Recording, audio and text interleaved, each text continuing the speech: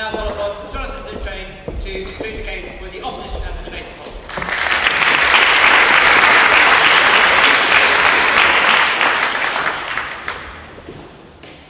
Thank you, Mr. President. Friends.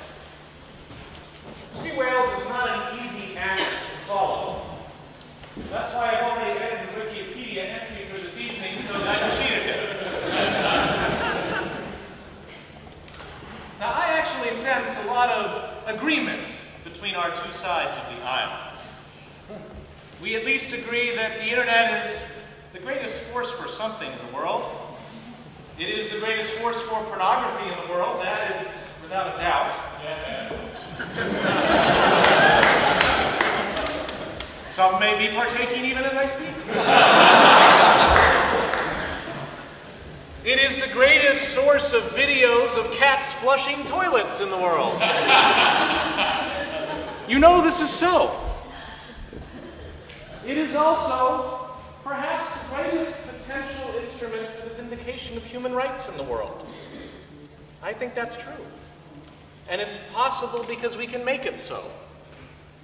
But is it the greatest force for democracy? Well, let's talk about exactly what we've learned about democracy over the course of the evening. This is an appropriate chamber in which to ask that question.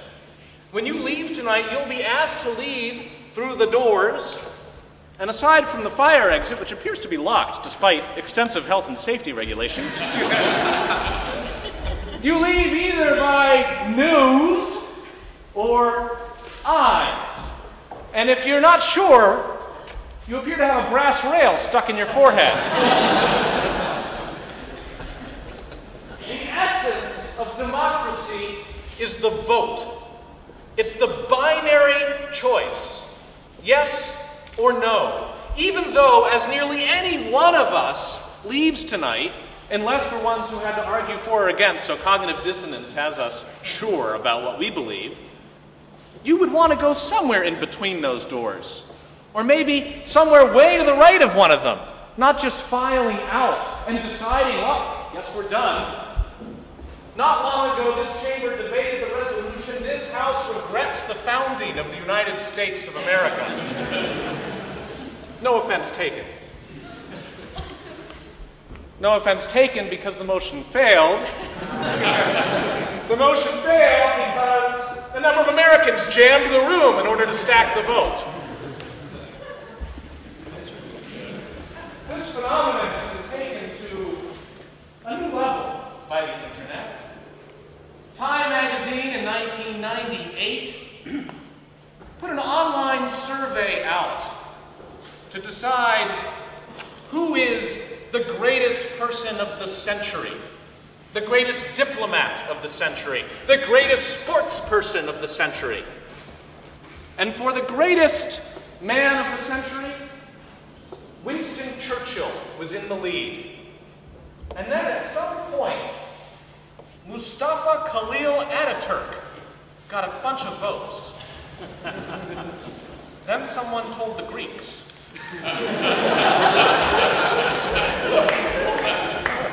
But the Greeks realized they'd better just stack their cards behind Churchill.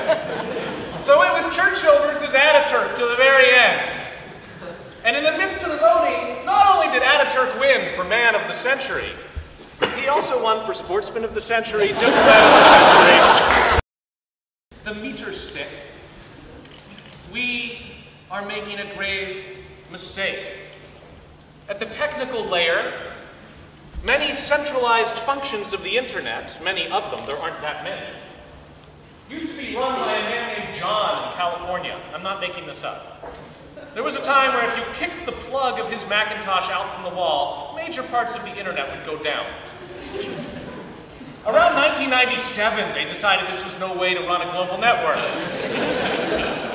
The question is, what's an alternative to a man named John in California with a Macintosh? They came up with the Internet Corporation for assigned names and numbers, and decided to appoint some wise people to run it. But they also decided it needed a membership, because everyone in the world has a stake in the internet. And so they had elections for members. China and Japan got into a bit of a thing over the Asian seat on the board. China would have won, but the ICANN voting server crashed under the press of last-minute registrations, and Japan won. This is showing that democracy is not the point. The vote is not the point. And just to put together this idea with the idea of pornography that we've been talking about, Google is an instrument of democracy because it aggregates together individual linking decisions of websites in order to give something more or less Google karma. That's what makes its results. Spammers have realized this. And so their interest is in creating fake links to their crap that nobody wants so that the people will have spoken. They do this by leaving spammy comments on blogs, pointing to their stuff. Blogs have responded by the phenomenon of the captcha, that little kind of wiggly word that you're asked to type in. You thought it was like just a basic test of your intelligence before you could leave a comment. At least we won't have any of those people who don't know how to fill out a captcha leaving comments. It's meant to simply ascertain that you're human. So what have the spammers done? They have set up a site of free pornography. Why? You come to the site for the free porn. You ready for this? Excellent. You come to the site for the free porn, and it says, wait a minute, it really is free porn, and they're right. But before you can see it, you must type in this captcha. Where do they get the captcha? They go over to the site where they're about to leave a spammy comment. And they grab the captcha automatically, put it over here, you type in the answer, you get your porn, they get their captcha, they come back over here and leave the spam. Everybody's happy.